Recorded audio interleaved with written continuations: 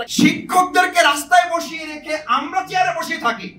আমি সেটা কেন বুঝবো, আমি কেন বলবো? আমি এখানে সেমিনার সম্পর্কে, আলোচনা সভা সম্পর্কে যদি আমার জানা না থাকে, আমি যদি বলি যে এটা এখানকার লোকেরা আসলে জানে না, সুতরাং এই ব্যাপারটা আমাদের আলোচনা করার দরকার, আমি খুব অবাক হই যে আমাদের খুব শিক্ষিত জাতির নেতৃত্ব যারা দিচ্ছেন তারা যখন জাতিকে সামনে নিয়ে কোনো কথা জাতির উপর চাপিয়ে দিয়ে বলেন যে পিয়ার পদ্ধতি এই জাতি বুঝে না, তখন আসলে শুধু জাতিকে অবমূল্যায়ন বা তাদেরকে অন্যায়ভাবে তাদেরকে জুলুম করা হয় না, গোটা শিক্ষা ব্যবস্থাটাকে প্রস্তাবিত করে তোলা হয়।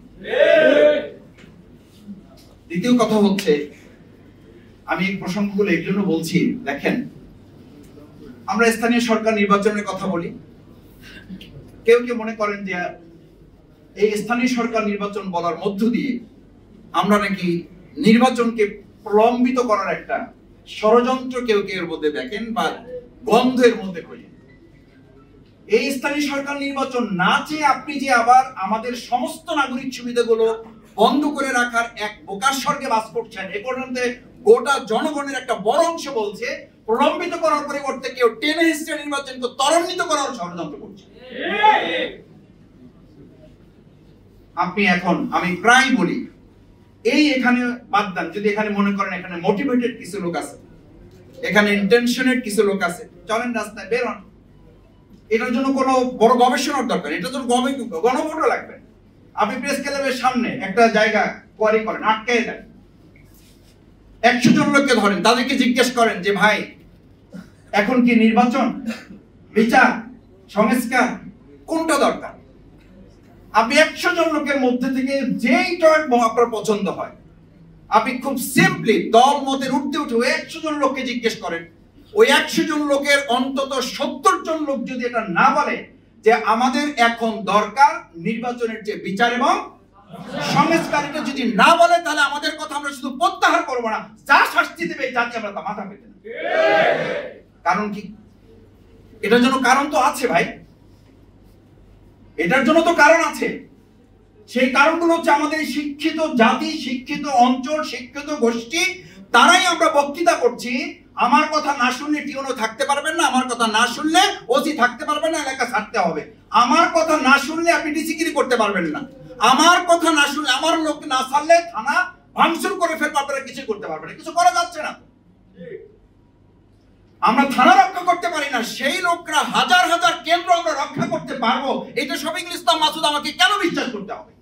আমি আমার এলাকার কথা মাঝে মধ্যে বলি, এলাকার কথা তো একটা টোকেন এলাকা, এটা সেই এলাকা তো এখন এই গতকালকেও তো আপনাদের মিডিয়াতে আমি দেখলাম, আমি আমার খোঁজ নিয়েছি, আমার ভাইদেরকে আমি বলেছি, তাকে একটা দল করার প্রস্তাব দেওয়া হয়েছে, সেই দলের প্রস্তাবে সে রাজি না হওয়ায় তার উপরে হামলা করা হয়েছে, তাকে মারধর করা হয়েছে, শারীরিকভাবে নির্যাতন করে তাকে হসপিটালে ভর্তি করা হয়েছে। কেন সে ওই দল করবে না? তাহলে ফেসিবাদ মুক্ত আমরা যখন বলছি, সেই ভাইয়েরাই আবার যখন বলেন আইন অঙ্গনে, প্রশাসনে, বিভিন্ন কেন্দ্রে রন্ধ্রে রন্ধ্রে ফেসিবাদের দোসররা বসে আছে, সেই দোসরদের দিয়ে আপনি কি করে অবাধ, সুষ্ঠু, অংশগ্রহণমূলক, নিরপেক্ষ একটা নির্বাচন আপনি করবেন? এটা কি করে আপনি আশা করেন? যেই শিক্ষা প্রতিষ্ঠানগুলোতে এখনো ফ্যাসিস্টদেরকে, দোসরদেরকে সরিয়ে কমিটিগুলো পুনর্গঠন করা সম্ভব হয় নাই, সেই শিক্ষকদেরকে বাদ দিয়ে আপনি কি করে একটা সুষ্ঠু নির্বাচন করবেন? এই শিক্ষকরাই তো প্রিজাইডিং অফিসার বাবু বিউটি কেন্দ্রে তারা দায়িত্ব পালন করবে। আমি কথা বলাতে চাই না, প্রধান বক্তা গুরুত্বপূর্ণ বক্তব্য রেখেছেন, প্রধান অতিথি কথা বলবেন, আমি শেষ একটা কথা বলে আমার বক্তব্যের কি জানতে চাই। সম্মানিত সুধী মণ্ডলী, শিক্ষকবৃন্দ, সাংবাদিক ভাইয়েরা, আদর্শ শিক্ষক ফেডারেশনের মূল লক্ষ্য হচ্ছে, আমরা আমাদের মাননীয় শিক্ষা উপদেষ্টা মহোদয়ের সাথে কেন্দ্রীয় সভাপতি, আজকে প্রধান অতিথি অধ্যাপক মুজিবুর রহমান সাহেবের নেতৃত্বে আমরা একটা টিমকে দেখা করে তাকে বলেছি, আমাদের কথাগুলো তাকে জানিয়েছি। সেই কথাগুলোর মধ্যে একটা উল্লেখযোগ্য কথা ছিল, আমাদের সম্মানিত শিক্ষকবৃন্দ যারা বিভিন্নভাবে এখনো নিগৃহীত, শিক্ষকদেরকে রাস্তায় বসিয়ে রেখে আমরা চেয়ারে বসে থাকি, এটা একটা জাতির উন্নতির কোন চিত্র হতে পারে না। শিক্ষকদেরকে দিনের পর দিন রাস্তায় ঘুরিয়ে আমরা এসির মধ্যে বসে সিদ্ধান্ত গ্রহণ করে দেশ চালাবো, এটার জন্য আমাদের ভাইয়েরা, বোনেরা, আমাদের শিক্ষকেরা এই প্রেস ক্লাবের সামনে